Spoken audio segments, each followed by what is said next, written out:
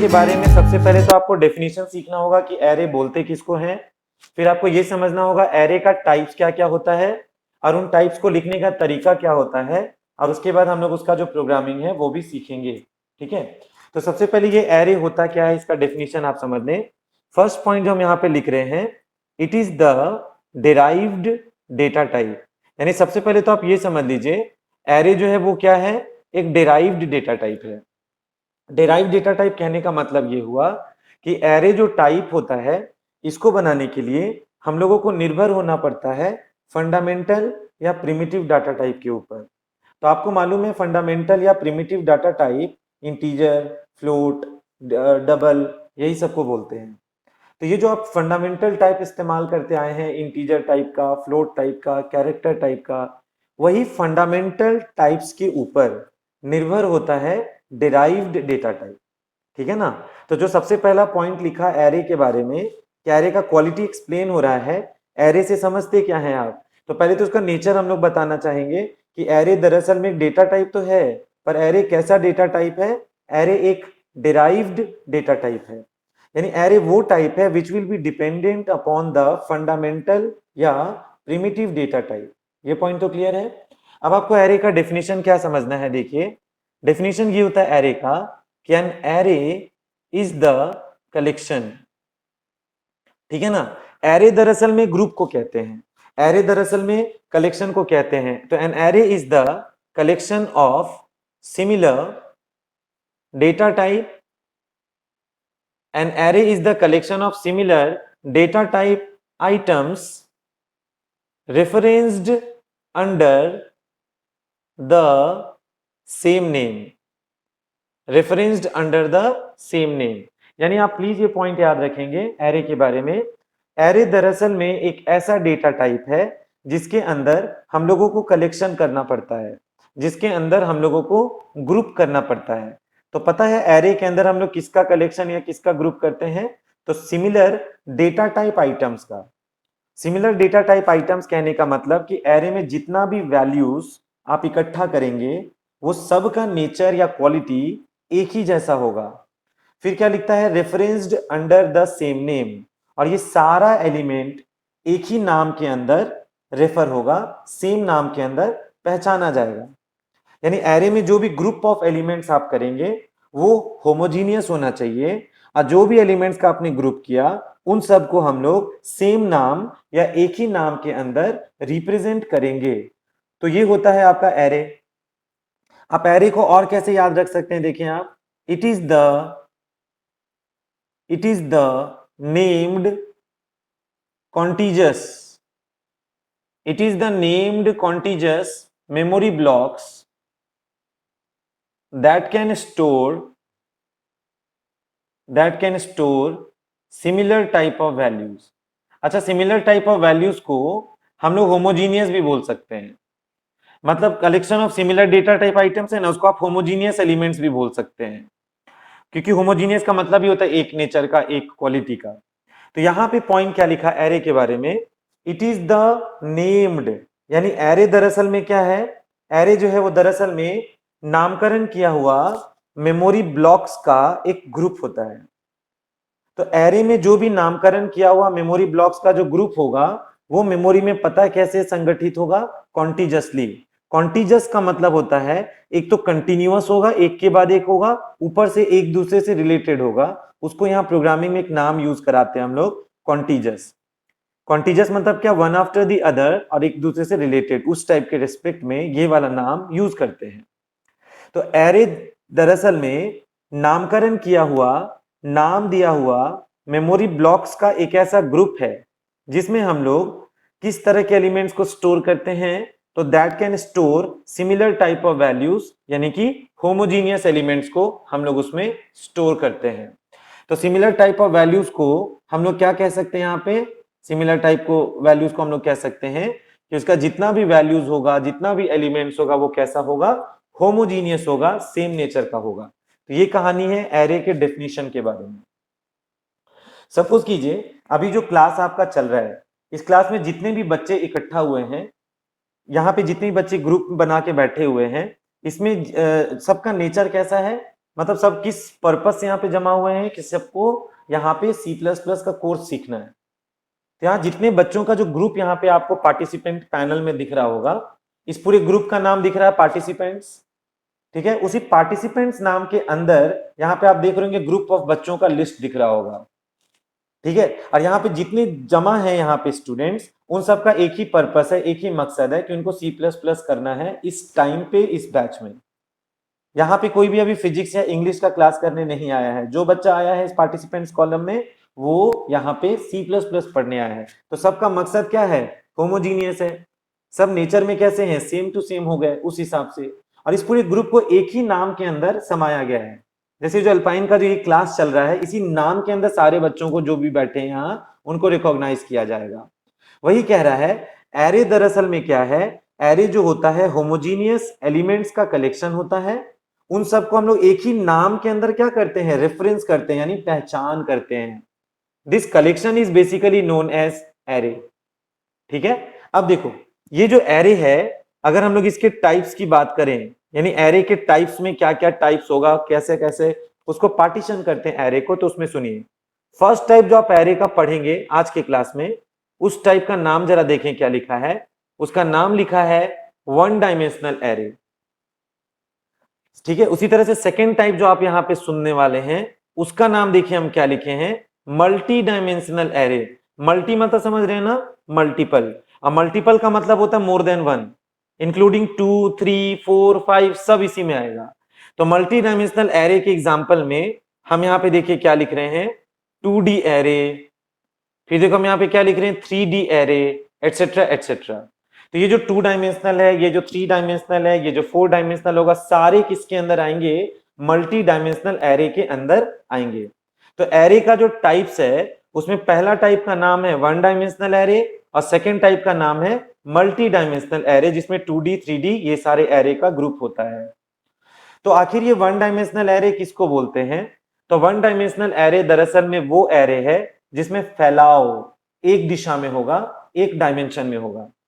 Suppose कीजिए हम यहाँ पे सिर्फ C++ का बात अगर करें, तो इस बैच में C++ में जैसे आज यहाँ 10 बच्चे प्रेजेंट हैं, तो इसका मतलब ये हुआ कि सब्जेक्ट तो एक ही है, लेकिन बच्चों का संख्या आज कितना देख रहे हैं आप? 10 स्टूडेंट्स ही प्रेजेंट है सिर्फ। तो इसका मतलब ये जो डायमेंशन है वो यहाँ बच्चों को इंडिकेट करेगा, क्योंकि उनका संख्या ज्यादा है, पर सब्जेक्ट तो एक ही है, C++। अच्छा, इसी तरह से अगर हम लोग उल्टा करें, हम एक स्टूडेंट के लेवल पे आए और हम पूछें कि एक स्टूडेंट को कितना पेपर देना है बोर्ड एग्जाम्स में, चाहे अपने फाइनल पेपर में, सपोज करो 12th बोर्ड में आप बैठने वाले हैं, तो एक बच्चे को अगर हम पकड़ के बात करें कि कितना पेपर का वो एग्जाम देगा, तो आपको पता चलेगा वो 5 पेपर का एग्जाम तो देगा ही देगा। ऑप्शनल रखा हो छठा सातवां पेपर तो अलग बात है। तो 5 पेपर का एग्जाम तो एक बच्चे को देना है। तो उस स्थिति में पता है, उस स्थिति में जो सब्जेक्ट होगा ना, वो डायमेंशन का काम करेगा, क्योंकि आपको सब्जेक्ट की दिशा में आगे बढ़ना है। एक subject, 2 subject, 3 subject, 4 subject, 5 subject. तो वहां पे बच्चा तो एक रहेगा, लेकिन सब्जेक्ट क्योंकि 5 है, तो वहां पे भी सब्जेक्ट की दिशा में आप फैल रहे हैं, तो वो भी वन डायमेंशनल एरे के अंतर्गत आएगा। तो वन डायमेंशनल एरे में क्या होता है, किसी एक टॉपिक के पर्सपेक्टिव से आपको उसमें वैल्यूज को चेंज करते जाना होता है। जैसे नहीं होता था मैथ्स में, आप एक्स एक्सिस वाई एक्सिस पढ़ते थे, तो अगर आप एक्स एक्सिस की तरफ मूव करते हैं तो आप एक्स का एब्सिसाज काउंट करते हैं। नहीं, एक्स में जो एक्स एक्सिस में जो एक्स एक्सिस की तरफ मूव करेंगे तो उसका जो एब्सिसा वैल्यू बोलते हैं वो काउंट करते हैं। और जब 2 डायमेंशनल बात होता है तो उसमें आप एक्स एक्सिस का भी बात करते हैं, साथ साथ वाई एक्सिस का भी बात करते हैं, क्योंकि आपको दोनों डायमेंशन को साथ में लेके चलना होता है। तो वैसे चीज को प्रोग्रामिंग में क्या बोलते हैं? 2D array. सपोज कीजिए क्लासरूम में 10 बच्चे बैठे हैं, ठीक है, और 10 बच्चों को 5-5 पेपर का एग्जाम का मार्क्स रखना है।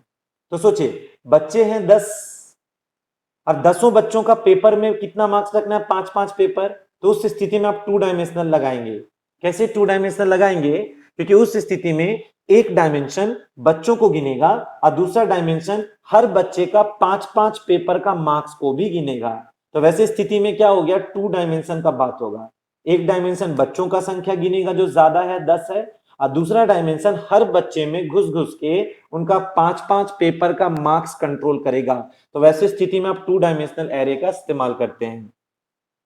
3 डायमेंशनल कैसे स्थिति में आप यूज कर सकते हैं? सपोज कीजिए एक स्कूल में, समझ रहे बात, एक स्कूल में मान लो 20 क्लासरूम है, ध्यान से समझना, एक स्कूल है, क्लासरूम उसमें 20 है, ठीक है, तो क्लासरूम अगर 20 है तो एक डायमेंशन क्लासरूम को मेंटेन करेगा, ठीक है, और हर क्लासरूम में जब आप घुसेंगे तो हर क्लासरूम में सपोज करो 10-10 बच्चे ही बैठे हैं, तो सोचो एक डायमेंशन तो पहले 20 तो क्लासरूम गिनने में बिजी हो गया, दूसरा डायमेंशन क्या करेगा, क्लासरूम में घुस घुस के जो 10-10 बच्चे बैठे हैं उनको मेंटेन करेगा, और तीसरा डायमेंशन क्या करेगा, हर बच्चे का फिर 5-5 पेपर का मार्क्स को भी कंट्रोल करेगा। तो वैसे स्थिति में आप 3 डायमेंशनल का बात करेंगे, तो 3 डायमेंशनल एरे में क्या होगा, बेसिकली एक डायमेंशन क्लासरूम को मेंटेन करेगा गिनती, एक डायमेंशन हर क्लासरूम में घुस के बच्चों का संख्या को मेंटेन करेगा, और तीसरा डायमेंशन फिर क्या करेगा, हर बच्चे का फिर 5-5 पेपर का मार्क्स को कंट्रोल करेगा, तो उसको हम लोग 3 डायमेंशनल एरे बोलेंगे। फिर पता है 4 डायमेंशनल एरे कब यूज होगा, सपोज करो एक शहर में, मान लो एक शहर है, एक शहर में 15 स्कूल है, आप सोचो स्कूल का संख्या बढ़ गया, ठीक है ना, एक शहर में 15 स्कूल है, 15 स्कूल में इत्तेफाक से 20-20 क्लासरूम है, ठीक है, हर क्लासरूम में 10-10 बच्चों को बिठाया गया है, और हर बच्चे का 5-5 पेपर का मार्क्स रखना है। अब सोचो एक डायमेंशन तो और बढ़ गया ना स्कूल गिनने के लिए, तो पहले एक डायमेंशन बिजी हो जाएगा स्कूल को गिनने के लिए, फिर दूसरा डायमेंशन बिजी हो जाएगा स्कूल में घुस के क्लास को गिनने के लिए, फिर तीसरा डायमेंशन बिजी हो जाएगा क्लास में घुस के बच्चों को गिनने के लिए, और चौथा डायमेंशन बिजी हो जाएगा बच्चों का मार्क्स को गिनने के लिए। तो वैसी स्थिति में आप 4 डायमेंशनल का बात करेंगे। उसी तरह से अगर आप एक डिस्ट्रिक्ट लेवल पे, जिला के लेवल पे आते हैं, तो एक डिस्ट्रिक्ट में बहुत सारा शहर हो सकता है, सोचो अब शहर भी गिनने का डायमेंशन बढ़ जाएगा तो 5 डायमेंशनल हो जाएगा। फिर सुनिए एक स्टेट में या एक राज्य में बहुत सारा डिस्ट्रिक्ट होगा, बहुत सारा जिला होगा, तो सोचो अब एक राज्य में रह के इतना सारा डिस्ट्रिक्ट गिनाएगा, ठीक है, फिर हर डिस्ट्रिक्ट में शहर होंगे, शहरों में स्कूल्स होंगे, स्कूल्स में क्लासेस होंगे, क्लासेस में बच्चे होंगे, बच्चे का मार्क्स होगा, तो उस स्थिति में आप 6 डायमेंशनल तक पहुंच गए। और अगर आप कंट्री लेवल पे पहुंच जाएंगे तो एक कंट्री में स्टेट्स बहुत सारे हैं, समझ रहे हो बात, तो एक स्टेट के लेवल तक पहुंच गए, कंट्री लेवल तक पहुंच गए, तो उसमें स्टेट्स भी गिनना है, स्टेट्स में डिस्ट्रिक्ट गिनना है, डिस्ट्रिक्ट में क्या गिनना है, फिर डिस्ट्रिक्ट में फिर आपको क्या करना है, शहर गिनना है, शहर में आपको स्कूल्स गिनने हैं, स्कूल्स में बच्चों को क्लासेस गिनने हैं, क्लासेस में बच्चों को गिनना है, बच्चों का मार्क्स गिनना है, तो उस केस में तो आपको 7 डायमेंशनल एरे तक पहुंचना पड़ेगा।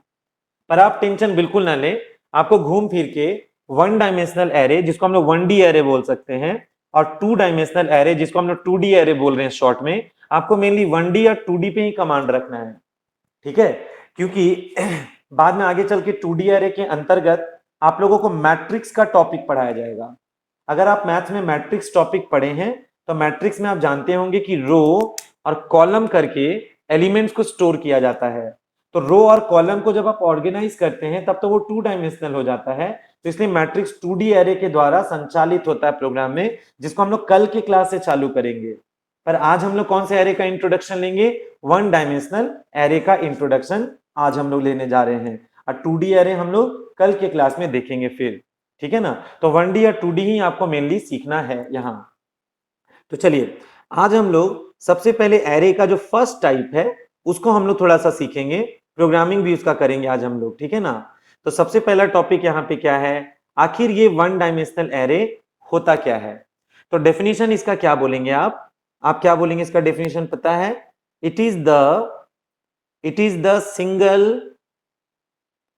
द सिंगल सब्सक्रिप्टेड एरे, यानी 1 डायमेंशनल एरे को क्या कहा जाता है कि 1 डायमेंशनल एरे दरअसल में सिंगल सब्सक्रिप्टेड एरे है, दैट इज, इसका मतलब क्या है देखिए, that is array having single dimension और इंडेक्स, मतलब जिस एरे में कितना डायमेंशन है, जो एरे कितने दिशा में फैलाव किया है, सिर्फ एक दिशा में फैलाव किया है, या उसको पहचान करने के लिए आपको बस एक ही पोजीशन या एक ही इंडेक्स की जरूरत है, उस एरे को 1 डायमेंशनल एरे बुलाते हैं। तो आखिर ये इंडेक्स क्या है, ठीक है, आखिर ये इंडेक्स क्या है या आखिर ये सबस्क्रिप्ट किसको बोलते हैं, वो अभी आप देखेंगे फॉर्मेट तभी पता चल पाएगा, अगर पहले से नहीं पढ़े हैं एरे तो, ठीक है ना। तो पहले हम आपको यहां पे बताने जा रहे हैं 1 डायमेंशनल एरे को डिक्लेयर कैसे करते हैं, यानी हम आपको सिखाने जा रहे हैं 1 डायमेंशनल एरे का घोषणा कैसे होता है, आखिर आप प्रोग्रामिंग में वन डायमेंशनल एरे क्रिएट कैसे करेंगे, घोषणा कैसे करेंगे, वो सुनिए। तो घोषणा करने का चलिए पहले हम आपको तरीका यानी कि सिंटैक्स बता दें। फिर से सुनिए, 1D एरे का घोषणा करने का, बनाने का सिंटैक्स हम आपको बता दें। तो जानते हो 1D एरे कैसे बनेगा? सबसे पहले आपको लिखना होगा डेटा टाइप का नाम। 1D एरे को बनाने समय आपको लिखना होगा डेटा टाइप का नाम, और उसके बाद फिर आपको क्या लिखना होगा? एरे का नाम, और ब्रैकेट में फिर आपको जाकर क्या लिखना होगा? जो उसका साइज गिवन होगा वो। डेटा टाइप लिखेंगे, एरे का नाम लिखेंगे, उसके बाद ब्रैकेट में क्या लिखेंगे? साइज लिखेंगे। बस सिंपल इस तरीके से वन डायमेंशनल एरे को हम लोग बनाते हैं। Very very easy. पर इसका एग्जांपल आप देखिए तो क्लियर होगा हम क्या बोलना चाह रहे हैं। देखिए पहले एग्जांपल, डेटा टाइप के जगह पे सपोज कीजिए हम लोगों ने लिख दिया इंट। एरे का नाम सुनो, यहां एरे का क्या नाम होगा that you will have to decide. आप तय करेंगे कि आपका जो एरे है, आपका जो ग्रुप है, आपका जो कलेक्शन है, उसका नाम क्या देना है। तो हम अपने एरे का नाम सपोज कीजिए ए दे देते हैं, ए फॉर एरे, ऐसे ही समझने के लिए। आप इसका नाम कुछ भी दे सकते हैं। अब ब्रैकेट में घुस के देखो, स्क्वायर ब्रैकेट में घुसना है, ध्यान रखिएगा। और उसके ब्रैकेट में घुस के हम इसमें साइज मेंशन करेंगे। यानी जैसे ही प्रोग्रामिंग में आपने ये स्टेटमेंट लिखा इंट स्पेस A5, तो सुनो इसका मतलब क्या होगा। अच्छा, इसमें जाने से पहले आप एक बात बताइए, अगर हम यहाँ ब्रैकेट नहीं लगाते, हम यहाँ पे सिर्फ लिखते इंट A और सेमीकोलन करते, तो इस लाइन का मतलब आप सारे बच्चे जानते हैं कि इंटीजर टाइप का मेमोरी में एक ही घर बनेगा और उस घर का नाम क्या होगा? A हो जाएगा। फाइन, इंट A करोगे तो कंप्यूटर के मेमोरी में इंटीजर टाइप का एक ही घर बनेगा और उस घर का नाम क्या हो जाएगा? A हो जाएगा, क्योंकि A के नाम से मेमोरी में ब्लॉक बनता था। पर आज देखो, अगर आपने इंट A लिखा और स्क्वायर ब्रैकेट के अंदर में आपने 5 लिखा, समझिए बात, इंट A लिखे हैं आप और स्क्वायर ब्रैकेट के अंदर में साइज कितना गिवन है? 5। जानते हो क्या होगा? इस स्टेटमेंट को लिखने से बस एक ही झटके में A के नाम से मेमोरी में, पता है यहाँ पे एक नहीं बल्कि कितने ब्लॉक का रिजर्वेशन हो जाएगा? 1 2 3 4 5 घर का रिजर्वेशन हो जाएगा, ऐसा लिखने से मात्र। यानी जैसे ही लिखोगे इंट A5, तो इंटीजर टाइप का A के नाम से कितने ब्लॉक्स का रिजर्वेशन हो गया? 5 ब्लॉक्स का रिजर्वेशन हो गया, बैक टू बैक, एक के बाद एक। सोचो, अगर कोई यहां पे 500 लिख देगा तो समझ लो यहां पे 500 घर रिजर्व हो जाएगा लाइन से। पर हम लोगों ने सिर्फ 5 लिखा है तो मात्र 5 ही घर बना। 50 करोगे 50 बनेगा, 500 करोगे तो 500 घर बनेगा। ठीक है, तो सोचिए एक झटका में आप इतना सारा घर कितने शॉर्टकट तरीके से बना दिए। अच्छा, आमतौर पे अगर आपको 5 घर बनाना होता तो आपको लिखना पड़ता int A, B, C, D, E, तो 5 घर बनता है। समझ रहे बात? लेकिन इस स्टेटमेंट में क्या हुआ, इंट A5 करोगे ना, एक ही झटके में 5 घर लाइन से बन जाएगा। लेकिन नामकरण को समझना यहां सबसे बड़ा मुद्दा है। ये जो 5 घर बनाया आपने, उसमें जो नामकरण होगा उसको समझना सबसे बड़ा मुद्दा है आज। तो एक बात बताओ, क्योंकि ये जो कलेक्शन आपने किया है, देखिए ये जो कलेक्शन आपने किया है, ये जो ग्रुप आपने किया है, माना ये बात कि इस ग्रुप में 5 एलिमेंट्स इकट्ठा हैं, लेकिन इन पांचों एलिमेंट्स का जो नाम है वो ए से ही रहेगा।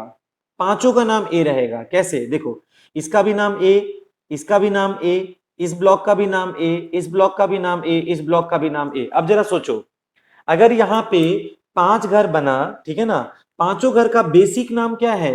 ए है, तो पता ही नहीं चलेगा हम कब इस ए का बात करेंगे, कब उस ए का बात करेंगे, नहीं पता चल पाएगा ना। तो इसी कंफ्यूजन को खत्म करने के लिए प्रोग्रामिंग में क्या होता है, हर नाम के साथ उसका एक पोजीशन निर्धारित होता है। हर नाम के साथ उसका एक पोजीशन लगाते हैं और उसी पोजीशन को हम लोग नाम देते हैं इंडेक्स, या उसी पोजीशन को एक नाम देते हैं सबस्क्रिप्ट।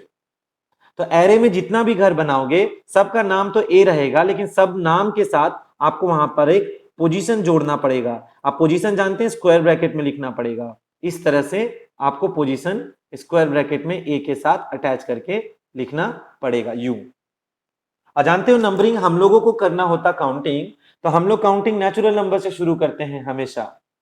अगर हमको कोई गिनने बोलेगा तो हम ऐसे नहीं गिनेंगे 0 1 2 3। हमको कोई गिनने बोलेगा तो हम कैसे गिनेंगे 1 2 3, क्योंकि वो नेचुरल नंबर से है स्टार्टिंग। अब कंप्यूटर क्या करेगा पता है, होल नंबर से शुरू करेगा काउंटिंग ऑटोमेटिकली। आप उसको रोक नहीं सकते गिनती 0 से शुरू करने से। कहने का ये मतलब है कि एरे में जब 5 घर बना, पांचों का नाम माना ये बात कि ए हो गया, लेकिन हर घर का जो स्टार्टिंग है वो पोजीशन नंबर 0 से होगा। यानी जो आमतौर पे आपके लिए पहला घर था, इसके लिए वो घर का नंबर 0 है। जो सेकंड घर था उसका नंबर 1 है, जो थर्ड घर था उसका नंबर 2 है, जो फोर्थ घर था उसका नंबर 3 है, और जो लास्ट घर था उसका नंबर क्या है, 4 है। तो सोचिए घर अगर 5 है तो क्योंकि गिनती आप 0 से चालू कर रहे हैं, तो 0 1 2 3 4, 5 घर मतलब 0 से 4 तक हो गया संख्या में गिनती। और एरे में इस बात पे कमांड कर लेना, क्योंकि आपको एरे में अगेन एंड अगेन 0 से ही गिनती करना है, नॉट फ्रॉम 1 करोगे मिस्टेक हो जाएगा। ये काउंटिंग मशीन करता है अंदर अंदर में, हम लोग बस मशीन के लहजे में बातचीत कर रहे हैं। तो मशीन तो 0 से ही गिनेगा, होल नंबर्स 0 से स्टार्ट करेगा, माइंड इट, 1 से मत गिन लेना प्लीज। अच्छा अब एक बात बताओ, एरे में हम बताए थे ना, एरे में क्या होता है, कलेक्शन होता है। एरे में मेमोरी ब्लॉक्स का कलेक्शन होता है और सबका नेचर एक जैसा होता है। तो बताओ इस एग्जांपल में कितना घर का कलेक्शन हुआ, 5 घर का कलेक्शन हुआ। अब पांचों का नेचर कैसा है, इंटीजर। यानी यहाँ जो 5 घर आप बना रखे हैं, पांचों में आप किस तरह का वैल्यू रख पाएंगे, इंटीजर टाइप का वैल्यू को पांचों में रख पाएंगे, उसके लिए आप श्योर हो जाइए। अच्छा एक और बात, यहां जो हम लोगों ने लिखा है ना, देखिए ये जो लिखा है ना 0, ये जो लिखा है ना 0, ये जो लिखा है ना 1, ये जो लिखा हुआ है ना 2, और ये जो लिखा हुआ है 3, और ये जो लिखा हुआ 4, आप देख रहे हैं ये जो 0 1 2 3 4 है, वो एरे के नाम के साथ पोजीशन बताने का काम कर रहा है। उन्हीं चीजों को हम लोग क्या बुलाते हैं, इंडेक्स बुलाते हैं, या उन्हीं चीजों को हम लोग और क्या बुलाते हैं, सबस्क्रिप्ट बुलाते हैं। तो सबस्क्रिप्ट और इंडेक्स यही सबको बोला जाता है। तो जरा सोचिए, हर नाम के साथ, यहां जितना भी नाम हम लगाए हैं, हर नाम के साथ कितना इंडेक्स चिपकाए हैं हम, एक नाम में एक ही इंडेक्स, एक नाम में एक ही इंडेक्स, एक नाम में एक ही इंडेक्स। तो हर नाम में तो एक एक ही ना इंडेक्स चिपका है, हर नाम में एक एक पोजीशन ही ना सटा हुआ है। ऐसा तो नहीं है कि एक नाम में 2 पोजीशन हम लगाए हैं, एक नाम में एक पोजीशन, एक नाम में एक पोजीशन। उसी को कहते हैं सिंगल सबस्क्रिप्टेड, या उसी को कहते हैं सिंगल इंडेक्स्ड, क्योंकि एक ही इंडेक्स है, एक ही पोजीशन है, एक ही सबस्क्रिप्ट है, उसीलिए उसका नाम है सिंगल डायमेंशनल एरे।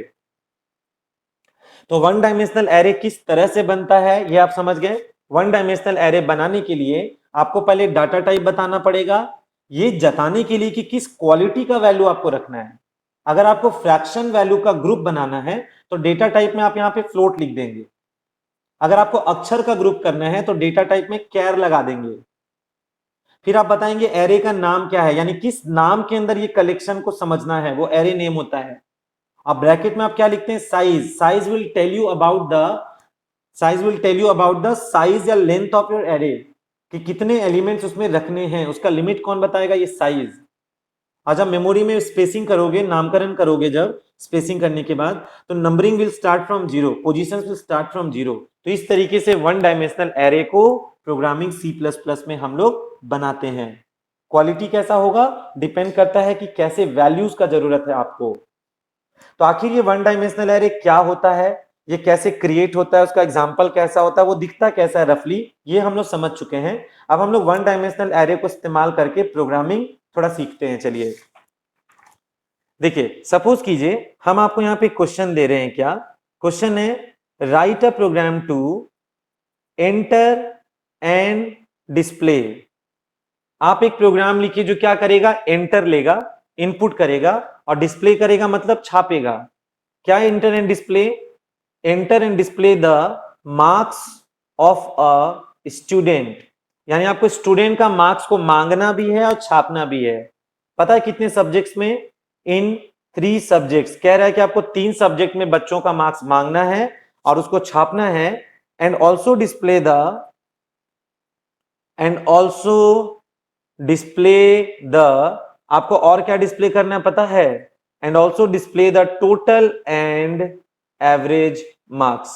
तो मेरा क्वेश्चन समझ लीजिए क्या है, एक बच्चे से 3 पेपर का मार्क्स मांगना है, ठीक है, तीनों मार्क्स का टोटल कितना हुआ वो बताना है, और उसका एवरेज कितना हुआ वो भी बताना है। This is my question. तो क्योंकि सुनो, बच्चा तो एक ही है, अ स्टूडेंट एक ही स्टूडेंट है, पर उसका सब्जेक्ट कितना है जिसमें मार्क्स हमको रखना है? 3 सब्जेक्ट है। हो सकता है सब्जेक्ट 5 हो सकता है सब्जेक्ट 7 हो।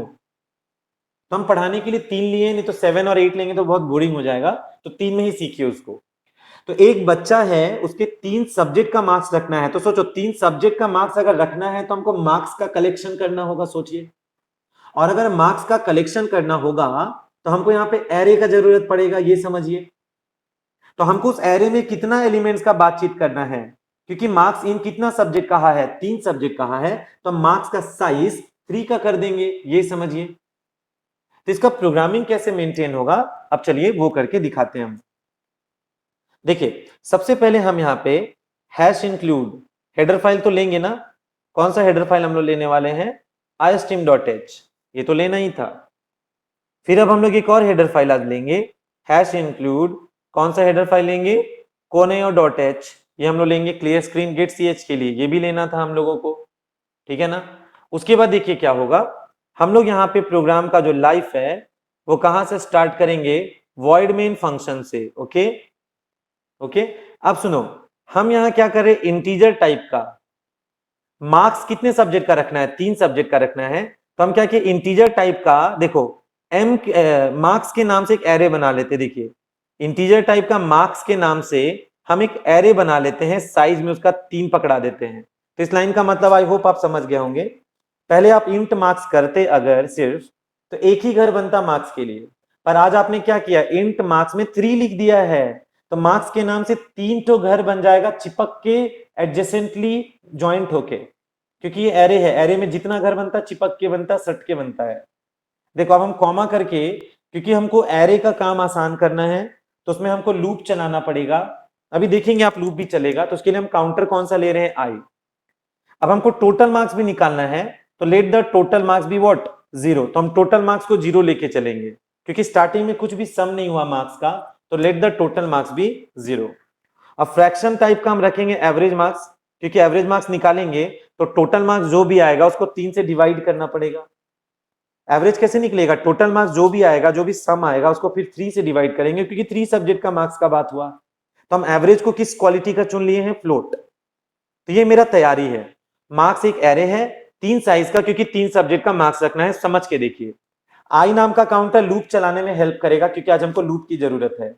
टोटल लिए हैं टोटल मार्क्स स्टोर करने के लिए, क्योंकि क्वेश्चन में टोटल निकालने को भी बोला है।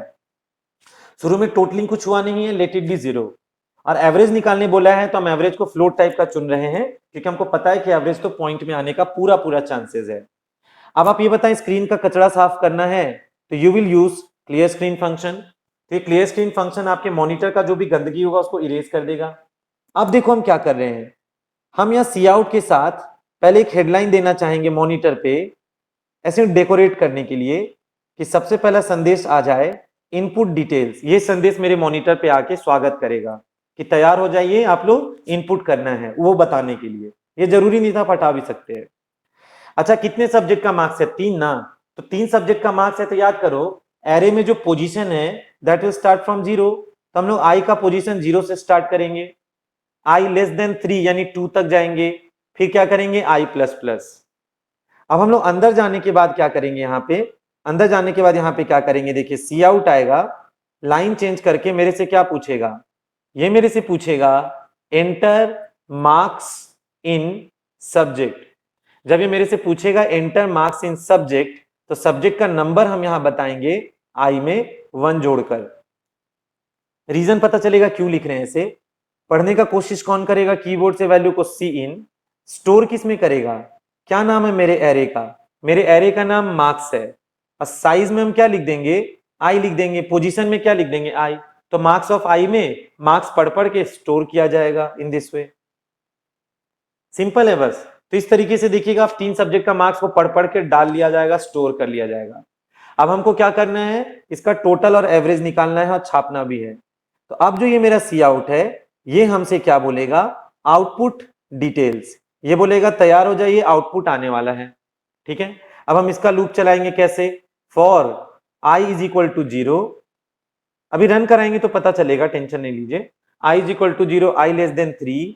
अंदर जाकर देखो, अब ये जो सी आउट है ना, ये छापने समय पहले लाइन बदल देगा, उसके बाद हम उसमें लिख रहे हैं सब्जेक्ट, SUB लिखे सब्जेक्ट, ध्यान से देखना ब्रैकेट खोले हैं और इन्वर्टेड कॉमा बंद कर दिए।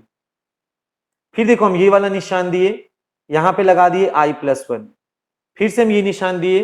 अब हम इन्वर्टेड कॉमा में देखो क्या लिख रहे हैं, क्लोज ब्रैकेट और इज इक्वल टू का निशान दे रहे हैं, फिर इन्वर्टेड कॉमा बंद किए और यहां पे जाके हमने लिखा मार्क्स ऑफ I। इसका रीजन अभी बताएंगे ऐसे क्यों किया गया। फिर देखो क्या लिखेंगे, नया टोटल मार्क्स बराबर पुराना टोटल मार्क्स प्लस यहां पे करना होगा मार्क्स ऑफ I, ये करना होगा, ऐसे हो जाएगा।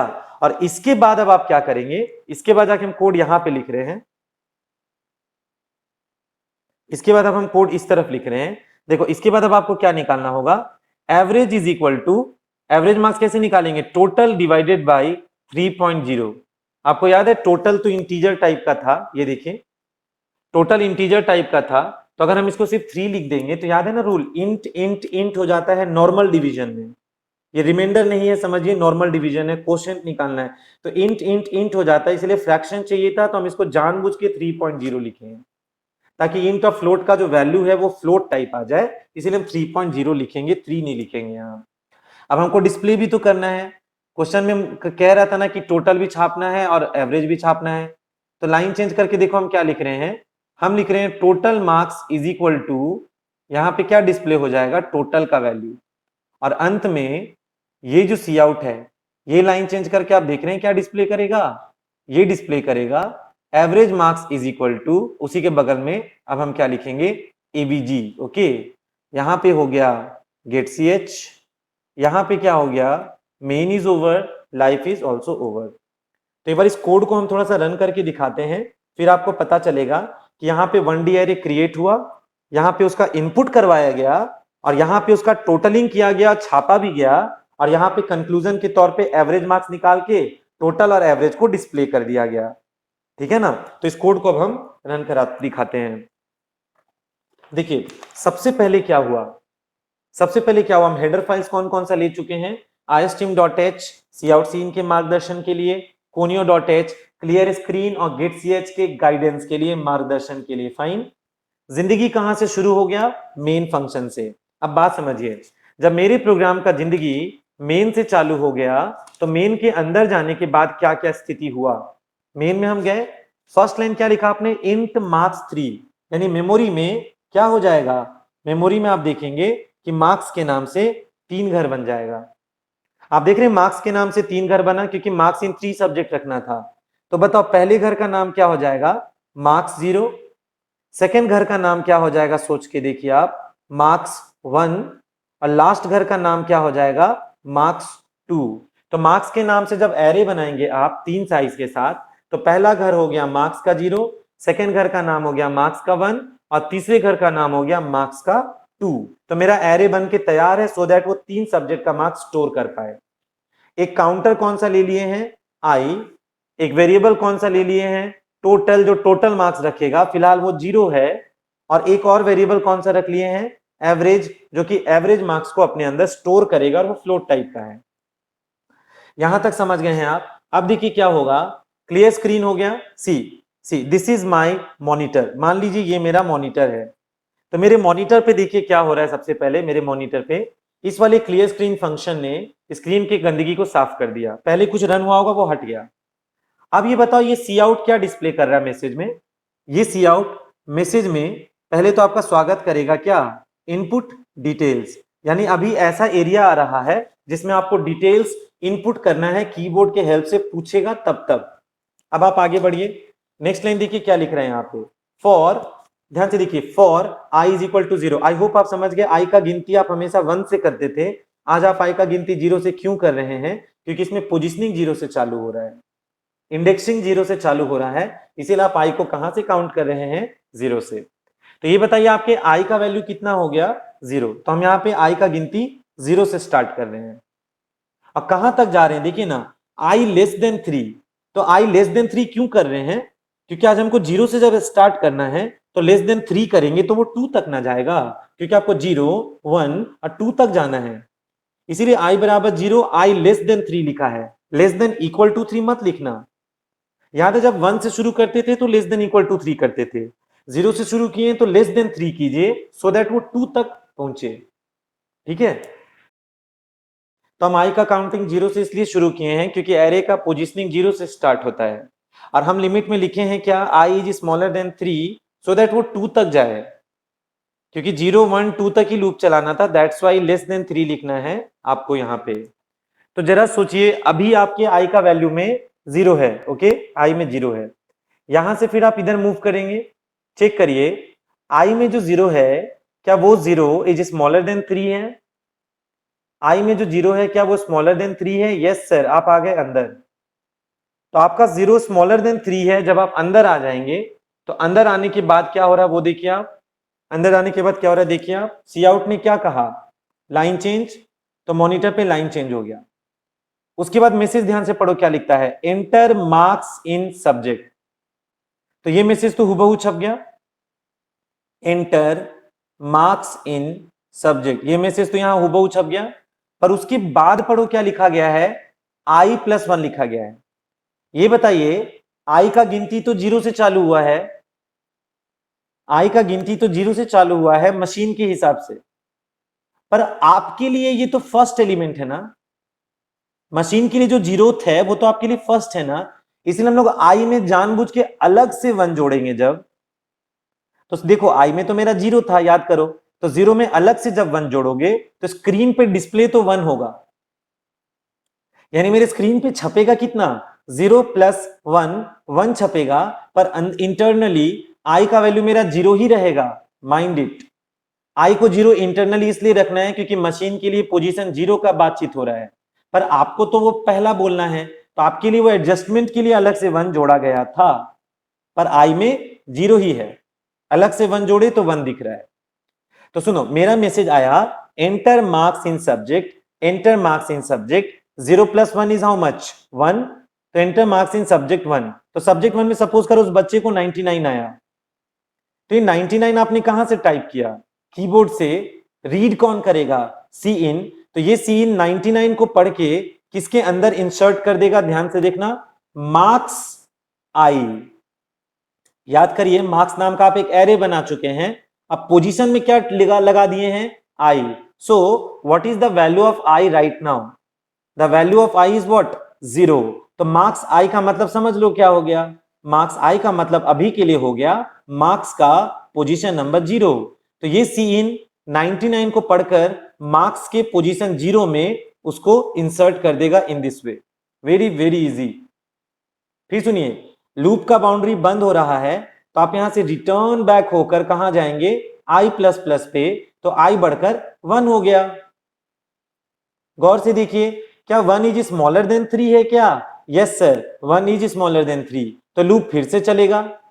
तो अब ये सी आउट ने क्या कहा बताओ, लाइन बदलकर, देखो लाइन चेंज करके अब क्या मैसेज आएगा, मैसेज आएगा एंटर मार्क्स इन सब्जेक्ट, ठीक है, नाउ विथ सब्जेक्ट, सी आई का वैल्यू इस बार 1 है, तो 1 में अलग से 1 जोड़ोगे तो यूजर को कितना दिखाई पड़ेगा, 2, तो यूजर के लिए वो सब्जेक्ट नंबर 2 है, पर इंटरनली उसका पोजीशन 1 है, माइंड इट, क्योंकि आई 1 है, पर यूजर को 1 जोड़ के 2 दिखाए हैं हम, तो सपोज करो सब्जेक्ट 2 में इसको 100 आ गया, तो 100 को सीन पढ़ा और किस में डाल दिया, मार्क्स के आई में, सो मेरे आई की वैल्यू कौन है, 1, तो मार्क्स के 1 में कितना आ जाएगा, 100 आ जाएगा, ये देखो।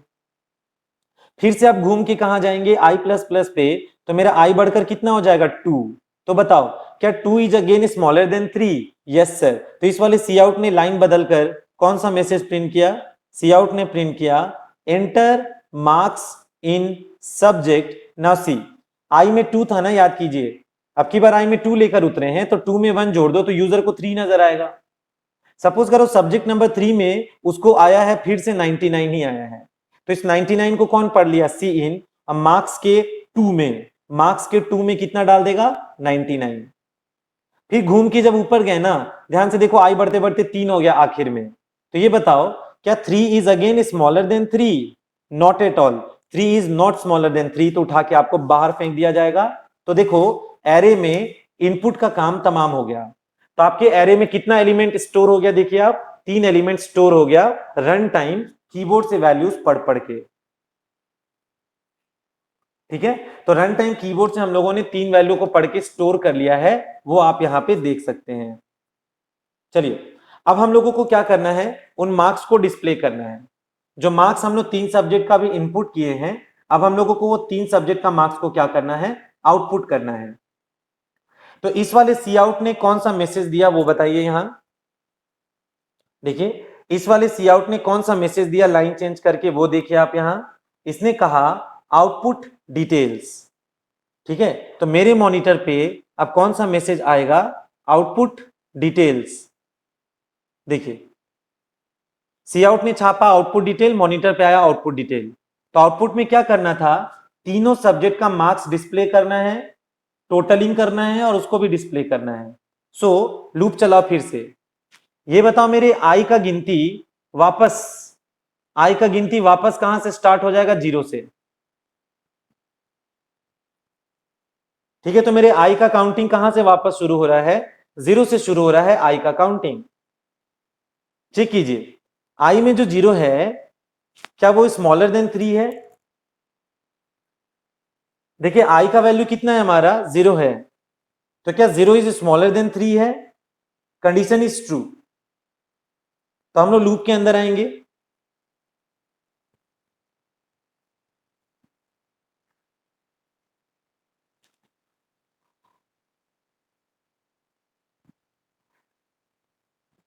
ठीक है, देखिए आई का वैल्यू 0 है, 0 स्मॉलर देन 3 है, तो कंडीशन ट्रू होने पर हम लोग लूप के अंदर आएंगे।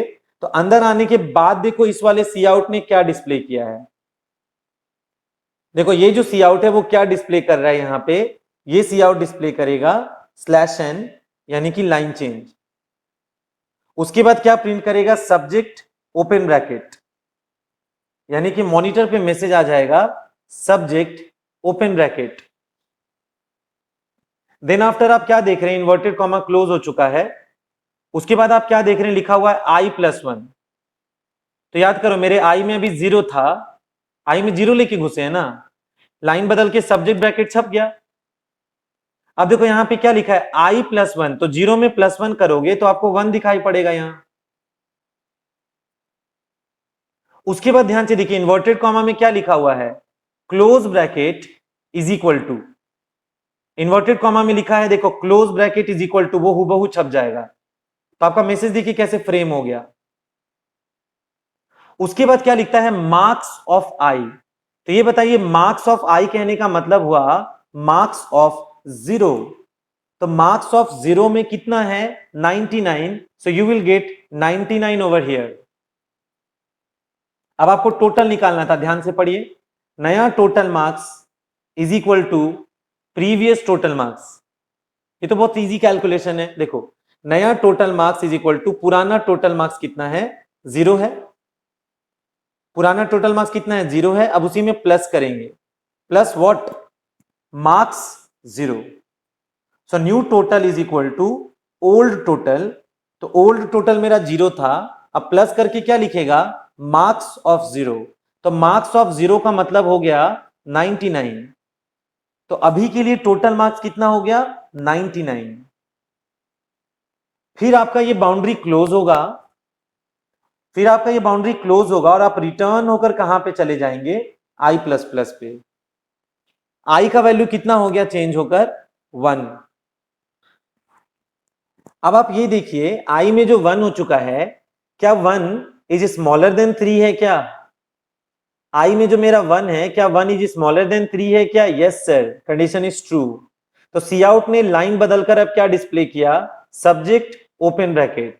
तो देखो लाइन बदलकर अब क्या डिस्प्ले हो गया, सब्जेक्ट ओपन ब्रैकेट, यहां पे डिस्प्ले हो गया। उसके बाद सब्जेक्ट का नंबर देखो क्या लिखा है, i+1। तो i+1 का मतलब i में तो 1 था ना, तो 1+1 कितना हो गया, 2। उसके बाद देखो क्या लिखा है इन्वर्टेड कॉमा में, close bracket is equal to. फिर देखो यहां पे क्या लिखा हुआ है, close bracket is equal to, और लास्ट में क्या लिखे हैं आप लोग, मार्क्स का i। तो मार्क्स का i मतलब मार्क्स का 1। सो मार्क्स के 1 में कौन है, 100। यहां पे 100 जाके छप गया। अब देखो उसका टोटल निकलेगा, देखो new total is equal to old total. तो देखो नया टोटल बराबर पुराना टोटल में 99 है, अब उसमें और जोड़ देंगे। क्या जोड़ देंगे? तो मार्क्स के 1 को, तो मार्क्स के 1 में कौन है? 100, तो 99 और 100 जोड़ेंगे तो 199 हो गया इसका टोटल मार्क्स अभी के लिए। देखो लूप का बाउंड्री बंद हो रहा है। Again we will move to next round, यानी i प्लस प्लस हो गया, तो मेरे i का वैल्यू कितना हो जाएगा? 2। देखो 2 is smaller than 3, condition is true again. तो अभी सी आउट ने क्या कहा? लाइन बदलकर सब्जेक्ट ब्रैकेट ओपन, इसको पहले छापिए लाइन बदलकर। तो लाइन बदलकर क्या प्रिंट हुआ बताओ? सब्जेक्ट ओपन ब्रैकेट छप गया। देन आफ्टर क्या लिखा है? i plus 1। तो ये बताओ मेरे i का वैल्यू जो है वो अभी के लिए 2 है। i का वैल्यू अभी के लिए 2 है, तो 2 प्लस 1 कितना होता है? 3। फिर पढ़िए इन्वर्टेड कॉमा में आप क्या लिखे हैं? Bracket close is equal to, देखिए bracket close is equal to marks का 2।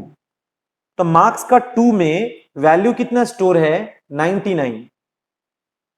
वो जाके यहां पे डिस्प्ले हो गया, ये मार्क्स 299 डिस्प्ले हो गया। अब टोटल निकालते हैं। पढ़िए क्या लिखा? New total marks is equal to old total marks. तो याद कीजिए ओल्ड टोटल मार्क्स तो 199 है, अब उसमें और जोड़ेंगे फर्दर। कितना जोड़ेंगे? मार्क्स का 2, तो मार्क्स के 2 में 99 है, तो इसका टोटल वैल्यू हो गया 298। इसको जोड़िए 298 हो गया। फिर घूम के ऊपर जाएंगे तो आई बढ़कर कितना हो जाएगा? 3। अब गौर से देखना, क्या 3 is smaller than 3? No, not at all. ये आपको बाहर का रास्ता दिखा दिया। यानी कि पहले हम लोग 3 सब्जेक्ट का मार्क्स बारी बारी से सीन करवाए, अब हम लोग तीनों सब्जेक्ट का मार्क्स बारी बारी से डिस्प्ले करवाए, उसका टोटलिंग भी किए। अब जब हम लोग बाहर आ जाएंगे तब हमको एवरेज निकालना है और लास्ट में मैसेज छाप के कहानी खत्म करना है। तो ये बताओ, लूप तो खत्म होके जब बाहर हम आएंगे तो ये बताओ मेरा एवरेज मार्क्स कितना हो गया? तो टोटल मार्क्स डिवाइडेड बाय 3.0। तो इसका क्या मतलब हो गया? टोटल मार्क्स तो मेरा है 298, डिवाइडेड बाय 3.0 करोगे तो 297 होता। अगर 297 होता बाई 3 तो 99 होता, तो मेरा मार्क्स है 298। ठीक है, तो इसका वैल्यू जब सॉल्व होगा तो एवरेज मार्क्स जानते हैं कितना हो जाएगा? इसका एवरेज मार्क्स हो जाएगा 99.33333। तो जब आप इसको डिस्प्ले करने जा रहे हैं तो सी आउट ने पहले लाइन बदलकर क्या डिस्प्ले किया? टोटल मार्क्स इक्वल्स, तो स्क्रीन पे पता है क्या आउटपुट आ जाएगा? यहां आउटपुट आ जाएगा टोटल मार्क्स इक्वल्स टोटल का वैल्यू। तो मेरे टोटल का वैल्यू है 298। फिर उसके बाद नेक्स्ट सी आउट बताओ क्या डिस्प्ले करेगा लाइन चेंज करके? एवरेज मार्क्स इक्वल्स, तो देखो अब यहां लाइन बदलकर क्या डिस्प्ले होगा? लाइन बदलकर डिस्प्ले होगा एवरेज मार्क्स इक्वल्स, देखो किसका वैल्यू? एवीजी का वैल्यू। तो मेरे एवीजी यानी एवरेज का वैल्यू कितना है? 99.3333 जो है। ठीक है ना? उसके बाद सुनिए क्या लिखा है, आपने लास्ट में लिखा गेट सी एच, तो स्क्रीन होल्ड हो जाएगा। आप कोई की प्रेस करेंगे तो स्क्रीन आपका रिलीज हो जाएगा। Then main function is over and life is also over. ये मेन का क्लोजिंग था, मेन ओपन यहां था, मेन का क्लोजिंग यहां है, main is over, life is over. तो इस प्रोग्राम को बहुत ध्यान से करना, कोई टफ नहीं है ये, खाली देखने में सब लेंदी होता है, इंटरनली कोड्स पढ़ोगे तो बहुत ही ईजी है। बस यहां पे लूप चला 0 1 और 2 के लिए, तो सी ने मार्क्स के 0 में, मार्क्स के 1 में, मार्क्स के 2 में 3 वैल्यूज को रेस्पेक्टिवली स्टोर किया। फिर इस सी आउट में हम लोग फिर से लूप चलाए 0 1 और 2 के लिए। अब मार्क्स के 0 को, मार्क्स के 1 को, मार्क्स के 2 को हम लोगों ने डिस्प्ले किया और टोटल निकालते चले गए हम लोग। नया टोटल मार्क्स बराबर पुराना टोटल मार्क्स प्लस मार्क्स का 0, मार्क्स का 1, मार्क्स का 2, सबको ऐड करते गए बारी बारी से, और अंत में एवरेज निकालकर टोटल मार्क्स भी डिस्प्ले किए एंड एवरेज मार्क्स भी डिस्प्ले किए। ठीक है, प्रोग्राम टफ नहीं है, बस देखने में ये लेंदी लग रहा है। ठीक है, तो चलिए एक और क्वेश्चन यहां पे प्रैक्टिस करते हैं इसी वन डायमेंशनल एरे को इस्तेमाल करके, यूज करके। तो इस बार मेरा क्वेश्चन क्या है कि अब आपको एक एरे लिस्ट में से लार्जेस्ट एलिमेंट फाइंड करना है। ठीक है, तो ये भी वन डायमेंशनल एरे को लेके हम लोग बातचीत करने वाले हैं। इस बार का मेरा क्वेश्चन क्या है? Write a program to find the largest element from the largest element from the array list array list मतलब समझ रहे हैं ना, ग्रुप ऑफ एलिमेंट्स। तो आपको एक एरे लिस्ट क्रिएट करना है। इस बार क्वेश्चन में देखो साइज नहीं दिया है। पिछली बार बोला था ना 3 सब्जेक्ट का मार्क्स लेना है, तो आपने एरे का साइज 3 फिक्स कर दिया। इस बार एरे का साइज नहीं दिया है, बस कह रहा है कि आप एरे लिस्ट में से लार्जेस्ट एलिमेंट कौन है आप उसका पता लगाइए। और जब आप ये प्रोग्राम पढ़ लेंगे तो स्मॉलेस्ट एलिमेंट का पता आप खुद ही लगा पाएंगे, क्योंकि बहुत इजी हो जाएगा वो काम। लार्जेस्ट निकालना सीखिए अभी।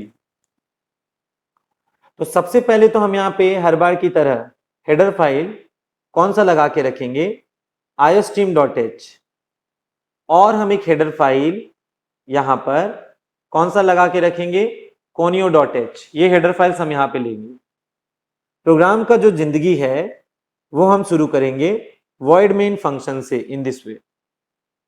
ठीक है, देखो क्वेश्चन में लिखा तो नहीं है कि एरे लिस्ट का साइज कितना है, तो हम लोग एक काम करते हैं, हम लोग अप्रोक्सीमेटली एक एरे बना लेते हैं, उसका साइज 20 रख लेते हैं।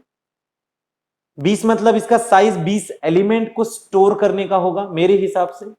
अगर आपको लगता है नहीं सर मेरा एरे लिस्ट बहुत बड़ा होने वाला है, हो सकता है सर उसमें 60-70 एलिमेंट भी हो जाए, कोई ठीक नहीं है सर, तो ठीक है ना, तो आप बिना पूछे साइज बिठा के 200, 500, 1000 आप अपने हिसाब से कर सकते हैं।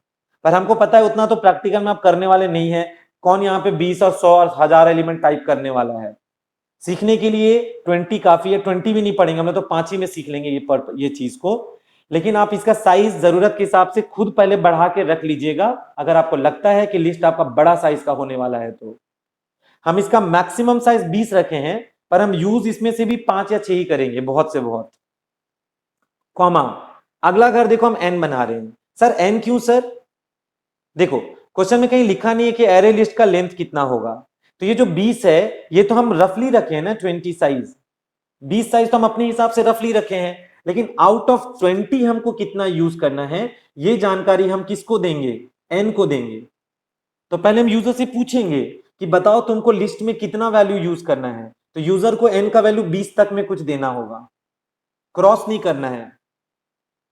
ठीक है, तो आप मैसेज बता देंगे कि मैक्सिमम 20 है तो फाइन, नहीं बताएंगे तो यूजर अंदाज से फिर डालेगा। तो आप इसलिए बोल रहे, अगर साइज बड़ा लगता है, डाउट है, तो आप पहले बड़ा करके रखिए। और एन में पूछेगा कि कितना एलिमेंट्स आपको एरे का लेना है, तो आप एन को बता दीजिएगा। तो आउट ऑफ 20 उतना ही एलिमेंट्स आप इस्तेमाल करेंगे। फिर अगला घर किस नाम का है, आई, क्योंकि एरे है ना, तो एरे में बात बात में लूप चलाना पड़ता है। So you will need counter, so let my counter be i. तो ये काउंटर हम आई लेंगे आज। ठीक है, लार्जेस्ट निकालना है तो हम उसका नाम एल कर लेते हैं, एल फॉर लार्जेस्ट। ऐसे ही लार्जेस्ट के लिए एल ले लेते हैं। अब ध्यान से देखो, स्क्रीन का गंदगी साफ करना है, we will use clear screen, ये तो करना था।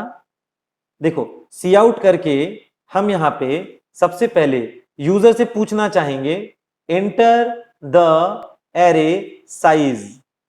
देखो एरे साइज पूछने का मतलब ये नहीं कि सर साइज तो 20 गिवन है तो आप क्यों एरे का साइज पूछ रहे हैं। एरे का साइज पूछने का मतलब आप कितना एलिमेंट्स इस एरे लिस्ट में से इस्तेमाल करना चाहते हैं वो साइज आप बताइए। तो मैसेज और क्लियर दिखाना है यूजर को, तो लिख दीजिए enter the array size to be consumed, बता दीजिए यूजर को, तो और ज्यादा समझ आएगा। ऐसे में इतना ही रख रहे हैं।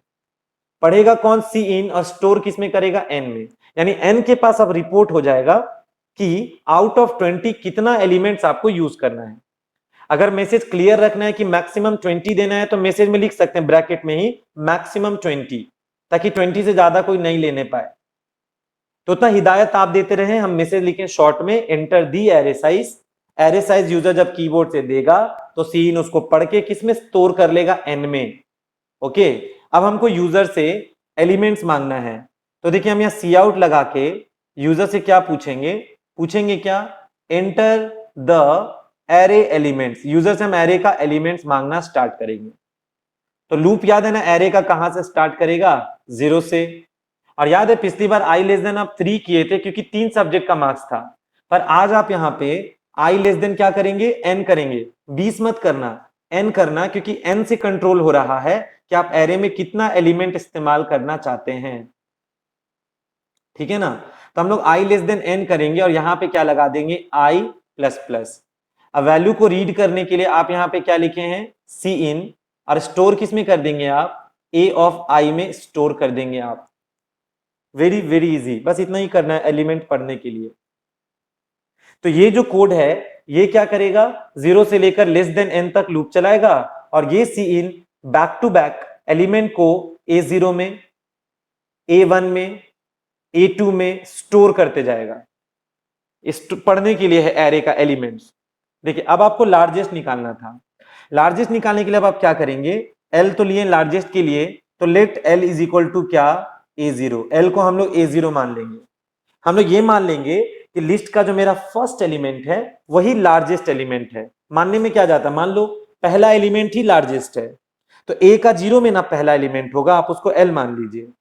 लेकिन फिर आपको तलाश करना पड़ेगा पोजीशन 1 से, क्योंकि 0 को तो लार्जेस्ट मान चुके हैं, तो जो अगला पोजीशन है 1, वहां से लेकर अब आप लास्ट तक जाइए और ये चेक कीजिए कि आपने जिसको लार्जेस्ट माना है क्या उससे भी कोई बड़ा एलिमेंट है। तो कैसे चेक करेंगे वो, क्या AI is still greater than L। तो सुनो, अगर आपके A का आयत एलिमेंट L से बड़ा होगा तो आप क्या करिएगा, L का वैल्यू बदल कर A का I कर दीजिएगा, यानी आपका लार्जेस्ट एलिमेंट चेंज हो जाएगा। तो ये आपको करते जाना है सर्च लास्ट तक। तो लार्जेस्ट एलिमेंट को तलाश करने का ये प्रक्रिया है, यहां जो हम लोग कर रहे हैं मैनेज। नेक्स्ट सुनिए, अब हम लोगों को क्या करना है, मैसेज में छाप देना है कि लार्जेस्ट एलिमेंट कौन है। तो देखो हम यहाँ पे सी आउट में जाएंगे और आंसर में डिस्प्ले कर देंगे, क्या हम आंसर डिस्प्ले करेंगे, largest element is equal to what, L। अंत में अब हम यहाँ क्या लगा देंगे, गेट CH, यहाँ main is over, life is also over. Very very easy. तो इसके बाद कोड मेरा यहां से लिखा हुआ है तो उसको आप समझ लीजिए। तो अब हम इस कोड को थोड़ा एक्सप्लेन करके अब दिखाते हैं, जो बहुत ही सिंपल सा प्रोग्राम है। ये बताइए, हेडर फाइल आपने लिया iostream.h, एक हेडर फाइल लिया conio.h। लाइफ कहां से शुरू हो गया, मेन फंक्शन से। तो हम लोग इंटीजर टाइप का A के नाम से मोटा मोटी कितना घर बना दिए हैं, 20 घर बना दिए हैं। बस अज्यूम किए हैं कि यूजर हो सकता है 20 एलिमेंट तक लेना चाहता हो। बड़ा का डाउट है, हम बार बार कह रहे हैं साइज बढ़ा लीजिएगा खुद। एरे का नंबरिंग कैसे हुआ होगा बताओ, पहला घर का नंबर A के साथ पोजीशन तो 0 से ही होगा, डैम श्योर है उसके लिए। नेक्स्ट घर का नंबर क्या होगा, A1। नेक्स्ट नंबर क्या होगा, A2। नेक्स्ट नंबर कौन है, A3। नेक्स्ट नंबर कौन है, A4। ऐसे करते करते करते करते हम यहाँ 20 घर नहीं बना पाए हैं, आप समझिए 20 घर हो गया होगा। पर पता, जो भी लास्ट घर होगा उसका नंबर A19 होगा। जो भी लास्ट घर होगा उसका नंबर क्या होगा, A19 होगा। बीच में नंबरिंग आप समझ गए होंगे। अच्छा सुनो, नेक्स्ट ब्लॉक कौन सा है, N। और कौन सा ब्लॉक है, I। और एक कौन है, L फॉर द लार्जेस्ट। ये हम लोगों ने सारे घरों को रिजर्व कर लिया। See this is my monitor, ये मेरा मॉनिटर है। देखो क्लियर स्क्रीन ने मॉनिटर के पहले के आउटपुट्स को इरेज कर दिया। अब ये सी आउट मेरे से ध्यान से देखिए क्या पूछ रहा है, ये मेरे से पूछ रहा है एंटर द एरे साइज, वो size that you want to use. तो मेरे पास जो 20 एलिमेंट है उसमें से हमको सिर्फ 5 एलिमेंट यूज करना है, तो हम एरे का साइज कितना चिपका देंगे, 5। तो जब मेरे से पूछा गया एंटर दी एरे साइज, तो हम अपने एरे का साइज कितना दे देंगे, 5, क्योंकि हमको 5 ही मन है यूज करने का फिलहाल। आपको 15 मन है तो 15 दे देना, 20 मन है 20 दे देना, पर लिमिट क्रॉस नहीं करना, क्योंकि साइज आपने कंटेनर BC2 बनाया है। तो ये बताइए, जब ये बोला enter the array size, size में 5 दिए, तो इस 5 को कीबोर्ड से कौन पढ़ लेगा, सी इन, और इनपुट किस में कर लेगा, N में। तो N को 5 मिला। N को 5 मिलने का मतलब अब आप समझ ले अपने भाषा में कि 0 1 2 3 4 तक खाली मैनेजमेंट होगा। 0 से 5 साइज मतलब 0 से 4th इंडेक्स तक मैनेजमेंट होगा, बाकी वेस्ट होगा मेमोरी, कोई बात नहीं। चलो अब ये सी आउट आपसे क्या पूछने लगा, मैसेज देखिए, ये सी आउट पूछने लगा एंटर द एरे एलिमेंट्स। इस बार हम एक झटका में एलिमेंट्स मांग लिए। तो एंटर द एरे एलिमेंट्स, पिछली बार याद है क्या हुआ था, enter marks in subject 1, enter marks in subject 2, वैसे हो रहा था। इस बार हम शॉर्टकट कर दिए, सिर्फ पूछे एंटर द एरे एलिमेंट्स। तो ये बताओ एरे का साइज कितना था, 5। तो एरे का एलिमेंट्स कितना एंटर करोगे, ऑफ कोर्स 5। तो जो 5 एलिमेंट्स मन करे इंटीजर टाइप का वो आप टाइप करते चले जाइए। तो हम 5 एलिमेंट्स क्या क्या दिए, सपोज करो पहला एलिमेंट 9 दे दिए, एंटर करके चाहे स्पेस दबा के, आपकी मर्जी, कॉमा मत लगाना, स्पेस दे दो चाहे एंटर कर दो। तो हम पहला एलिमेंट 9 दे दिए, उसके बाद 20 दे दिए, उसके बाद 35 दे दिए, फिर हम -11 दे दिए, उसके बाद दे दिए 7। ये 5 एलिमेंट हम दे दनादन कीबोर्ड से टाइप करते गए। पढ़ कैसे रहे देखिएगा ध्यान से, ये बताइए आई का गिनती 0 से स्टार्ट हुआ, चेक करिए 0 is smaller then 5 because my n is containing 5 right now, तो 0 इज स्मॉलर देन 5 है ना, कंडीशन इज ट्रू। पता है ये सीन क्या किया, ये सीन सबसे पहले 9 को पढ़ा, समझिए मेरा बात, ये सीन सबसे पहले 9 को पढ़ा क्योंकि कीबोर्ड से वही दबाया गया है फर्स्ट ऑफ ऑल, तो इस 9 को पढ़ के किस में डाल दिया, ए के आई में। तो ये बताओ 9 को पढ़ के जब आप ए के आई में डालेंगे तो ए का आई कहने का मतलब समझ में आ रहा होगा आपको, ए का आई कहने का मतलब है ए का 0, तो ए का 0 में कितना चला गया 9। फिर सुनिए क्या होगा, लूप का बाउंड्री बंद ना, घूम के आप कहां जाएंगे आई प्लस प्लस, तो आई बढ़कर 1 हो जाएगा। अब आप चेक कीजिए क्या 1 इज स्मॉलर देन 5, क्या ये 1 स्मॉलर देन 5 है, यस सर। तो ये सीन किसको पढ़ा, 20 को पढ़ा, तो जब ये सीन 20 को पढ़ा तो किस में इनपुट किया, ए का 1 में, तो ए का 1 में कितना चला गया 20। सिमिलरली आई बढ़कर कितना हो जाएगा 2 हो जाएगा, तो क्या 2 is smaller then 5, yes sir. तो ये सीन किसको पढ़ा 35 को, और किस में डाल देगा ए का 2 में, तो ए का 2 में 35। देखो कितना आसान है एरे का एलिमेंट्स रीड करना। फिर आई बढ़कर कितना हो जाएगा बताओ 3, तो क्या 3 is smaller then 5, yes sir. तो अंदर जब आएंगे तो ये सीन अगला कौन सा वैल्यू को इनपुट करेगा -11 को, और किस में इनपुट कर देगा ए का 3 में, तो ए का 3 में -11 आ गया। फिर घूम के नेक्स्ट राउंड में जाओगे तो आई बढ़ते बढ़ते 4 हो गया, तो क्या 4 is smaller then 5, yes sir. तो ये सीन जो है 7 को पढ़ेगा और ए का 4 में 7 को इंसर्ट कर देगा। फिर जब ऊपर जाओगे तो आई बढ़ते बढ़ते 5 हो गया, तो क्या 5 is smaller then 5, not at all, आपको लूप से बाहर कर दिया गया। तो देखो मेरे एरे का लेंथ 5 था, एलिमेंट्स देखो 5 बार सीन ने पढ़ा, A0 A1 A2 A3 A4 में बारी बारी से स्टोर कर लिया, तो मेरा एरे बनके तैयार है, मेरा एरे लिस्ट तैयार है। अब हमको ये पता लगाना है कि इस लिस्ट में सबसे बड़ा एलिमेंट कौन सा है, मतलब लार्जेस्ट एलिमेंट कौन है, ये आपको पता लगाना है, उसका कोडिंग यहां पे है। यानी इस कोड की मदद से आप पता लगा पाएंगे कि लार्जेस्ट वैल्यू मेरे लिस्ट में कौन है, क्योंकि हमको नहीं पता ना कि लार्जेस्ट हमेशा बीच में हम बैठा के रखेंगे, हो सकता है इत्तेफाक से कभी लार्जेस्ट सामने ही मिल जाए, हो सकता है लार्जेस्ट लास्ट में मिल जाए। तो लार्जेस्ट जहां कहीं भी होगा आपको पूरा लिस्ट को टटोल के चेक करना पड़ेगा कि लार्जेस्ट एक्चुअली में कौन है, और अंत में आप कंक्लूजन देंगे कि लार्जेस्ट एलिमेंट जो वैल्यू है वो है, ऐसा बताना होगा। तो चलिए शुरुआत करते हैं लार्जेस्ट निकालने का। देखिए लार्जेस्ट निकालने का ये कोड है, इस पे आप कमांड कर लेंगे, बस ये वाला कोड लार्जेस्ट निकालेगा।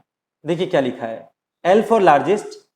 तो आप एक काम करिए, पहला जो भी एलिमेंट है, हमको नहीं पता ये सबसे बड़ा है या नहीं है, बस आप क्या करिए जो पहला एलिमेंट है उसी को मानिए कि ये सबसे बड़ा एलिमेंट है।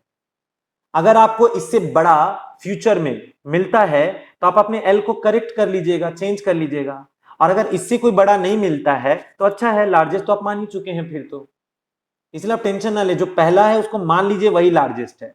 तो मेरे लार्जेस्ट में कौन आ गया, एल फॉर लार्जेस्ट में कौन आ गया, ए का जो 0 एलिमेंट है वही। तो ए के 0 में कौन है, ए के 0 में 9 है, तो ए के 0 में जो 9 है वो किसको मिला, एल को मिला, तो मेरे एल का वैल्यू 9 हो गया, मेरे एल का वैल्यू 9 हो गया। ओके, अब जरा गौर से देखिए आगे जाके क्या हो रहा है। देखिए इसको तो हम लार्जेस्ट मान चुके हैं, पर गारंटी नहीं है कि यही लार्जेस्ट होगा, तो आपको लिस्ट के बाकी एलिमेंट्स को भी चेक करना है। तो चेकिंग का काम आप 1 से शुरू करेंगे, क्योंकि 0 को तो जीरो को तो लार्जेस्ट मान चुके हैं, तो 1 से लेकर लास्ट तक वेरीफाई कीजिए कि सबसे बड़ा फिर कौन है। तो देखिए इसीलिए लूप को हम लोग 1 से चालू कर रहे हैं इस बार, क्योंकि 0 को तो लार्जेस्ट मान चुके हैं हम। तो ये बताइए मेरे आई का जो गिनती है वो तो अब 1 से स्टार्ट करने लगा ना। फिर चेक करो क्या 1 इज स्मॉलर देन 5, पर लेस देन 5 तक ही जाना है, क्योंकि पोजीशन 4 ही तक तो आप इस्तेमाल किए हैं, ठीक है ना। तो 0 को लार्जेस्ट मान लीजिए, अब 1 से लेके लेस देन 5 तक चलिए फिर आप। तो आई में 1 है, 1 इज लेस देन 5 सही है। जब आप अंदर आएंगे तो अंदर आके चेक कीजिए क्या a of 1 is greater than l, बोलिए a ऑफ 1 में कौन है 20, तो क्या a ऑफ 1 यानी 20 इज ग्रेटर देन l, तो क्या 20 मोर देन है l से, यस सर, क्योंकि मेरा 20 मेरे l यानी 9 से सच में क्या है, बड़ा है, ग्रेटर है। तो अब आपको वैल्यू को चेंज करना है, कैसे चेंज होगा पढ़िए, l बराबर a का 1। यानी कि अगर आपको l से बड़ा कोई एलिमेंट मिल जाता है एरे में तो आपको अपने l का वैल्यू चेंज करना होगा। तो आपके l का वैल्यू बताइए कितना हो गया? l का वैल्यू हो गया a का 1। तो a का 1 में कौन था? a का 1 में कौन था? 20। तो आपके l का वैल्यू 9 से हटके 20 हो गया, क्योंकि अब लार्जेस्ट एलिमेंट 20 है यहां तक में। चलिए ये चेंज हो गया, ये बाउंड्री बंद हो रहा है, घूम के कहां जाओगे? i plus plus. तो मेरे i का वैल्यू बढ़कर 2 हो गया। तलाश जारी रखिए लास्ट तक, ठीक है ना? तो क्या 2 is smaller then 5? 2 is smaller then 5, yes. अब चेक करो a2 is greater than l है क्या? ये बताओ a2 का वैल्यू कौन है? 35। तो मेरे a2 का वैल्यू जो 35 है, क्या वो 35 ग्रेटर देन l है क्या? मतलब ये 35 20 से बड़ा है क्या? यस सर, 35 जो है 20 से बड़ा है। तो आप l को फिर से चेंज कर लीजिए। तो l को चेंज करके a का 2 बिठा देंगे, तो l को चेंज करके 35 बिठा दिए। तो l को तब तब चेंज करो जब जब a का आयत एलिमेंट मेरे l से बड़ा मिल जाए, नहीं मिले तो छोड़ देना। एनीवेज ये क्लोज हो गया, घूम के i प्लस प्लस करेंगे तो i बढ़कर 3। नाउ चेक कीजिए, क्या 3 is smaller then 5? Yes sir. अब आप ये चेक कीजिए a3 में कौन है? तो मेरे a3 का वैल्यू है -11। तो ये बताइए a3 में जो -11 है, तो क्या वो -11 इज मोर देन l? क्या -11 is more than 35? No sir, -11 is not more than 35। तो l को मत चेंज कीजिए, क्योंकि वो बड़ा नहीं मिला, तो इसको इग्नोर करके आगे बढ़ जाइए। अब आप i प्लस प्लस पे जाएंगे तो i बढ़कर 4 हो जाएगा। तो क्या 4 is smaller then 5? 4 is smaller then 5, yes sir. तो अब ये बताओ a4 को चेक करो कौन है? a4 में कौन है? 7। तो क्या a4 यानी कि 7 is greater than l? l में तो 35 है, तो क्या 7 is more than 35? Not at all, it will not change again. Skip करके बाहर जाइए, i बढ़ते बढ़ते कितना हो गया? 5 हो गया आखिर में। तो क्या 5 is smaller then 5? Not at all. आपको यहां से बाहर का रास्ता दिखा दिया गया। अब अंत में देखो, ये जो सी आउट है इन्वर्टेड कॉमा के बीच में, इसने क्या प्रिंट किया? इस सी आउट ने प्रिंट किया largest element is equal to, largest element is equal to what? L. तो एल में अंत तक क्या स्टोर था? 35। तो वो छप जाएगा, उसके बाद गेट सी एच होगा, फिर main is over, life is over हो जाएगा।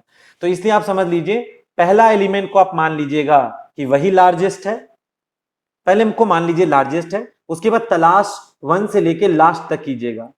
और आप ये देखिएगा कि जब जब एरे के आयत पोजीशन का वैल्यू अगर मेरे लार्जेस्ट से सच में बड़ा मिल रहा है तो एल का वैल्यू बदलते जाइएगा, और नहीं बड़ा मिल रहा है तो एल को मत चेंज कीजिएगा। आप बिल्कुल अंत में आके बता दीजिएगा कि लार्जेस्ट एलिमेंट कौन सा है, ठीक है? तो आपको एक क्वेश्चन ट्राई करना है खुद से, क्या कि write a program to find the smallest element from the array list. तो स्मॉलेस्ट एलिमेंट निकालने के लिए आपको क्या करना पड़ेगा?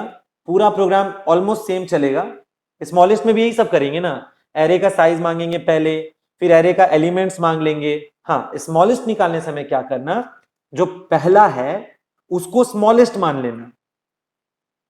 एल को मान लो, पिछली बार हम एल फॉर लार्जेस्ट बता रहे थे, चलो इस बार भी नाम एल छोड़ देते हैं, इस बार एल का मतलब लोएस्ट मान लेते हैं। तो एल फॉर लोएस्ट, तो मेरा लोएस्ट वैल्यू पहला वाला हो जाएगा। अब हमको ये तलाश करना है कि क्या इससे भी कोई छोटा है, जैसे पिछली बार बड़ा ढूंढ रहे थे इस बार छोटा ढूंढेंगे, तो खाली ये निशान कट करके स्मॉलर देन का साइन लगा देना। यानी कि क्या चेकिंग होगा कि क्या ए का I is smaller then L. अगर ए का आई स्मॉलर देन एल है तब एल को बदल दीजिएगा। अब मैसेज में क्या छापिएगा लास्ट में? स्मॉलेस्ट या लीस्ट या lowest element is equal to L. तो स्मॉलेस्ट एलिमेंट का प्रोग्राम बहुत इजी है, खाली ये ग्रेटर देन को कट करके लेस देन कर लेना और इस मैसेज में स्मॉलेस्ट लिख लेना यहां, बाकी तो खुद ही से करना है आपको। तो वन डायमेंशनल एरे का ये बेसिकली इंट्रोडक्शन था। आगे चलकर जब आप डेटा स्ट्रक्चर के टॉपिक में पहुंचेंगे बहुत आगे चल के, तो उसमें आप देखिएगा एरे में सर्चिंग कैसे होता है, एरे लिस्ट में एलिमेंट्स जैसे तैसे डाला है तो उसको बढ़ते क्रम में या घटते क्रम में कैसे सजाएंगे, जिसको सॉर्टिंग करना बोलते हैं, असेंडिंग ऑर्डर या डिसेंडिंग ऑर्डर में। उसी तरह से आपको दो लिस्ट दिया जाएगा, दोनों लिस्ट को मर्ज करना सिखाया जाएगा कि अगर दो छोटा छोटा लिस्ट गिवन है तो उसको मिक्स करके बड़ा लिस्ट कैसे बनाते हैं।